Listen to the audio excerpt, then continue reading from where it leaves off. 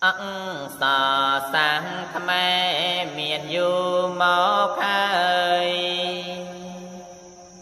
ខ្មែរបងប្អូនអើយនាំគ្នាសិក្សាដើម្បីជួយជាតិនិងជួយសាសនាឲ្យបានថាវរា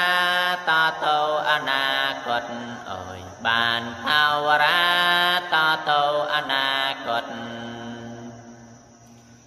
អង្គសរលិតជាតិធំរលាយយើងទាំងប្រុងស្រីធ្លាប់ឮមកហើយដូច្នេះជាតិយើងកុំនៅប្រងើយនាំគ្នាព្រួតដៃតសូរៀនសូត្រនាំគ្នាព្រួតដៃតសូរៀនសូត្របើបានរៀនចេញចំណេះល្មមហើយ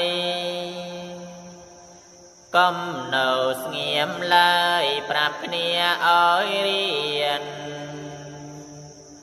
តទៅមុខទៀតកុំនៅអៀនព្រានប្រុសខ្មែរយើងមានអក្សរសាំងដែរប្រុសខ្មែរយើងមានអក្សរសាំងដែរ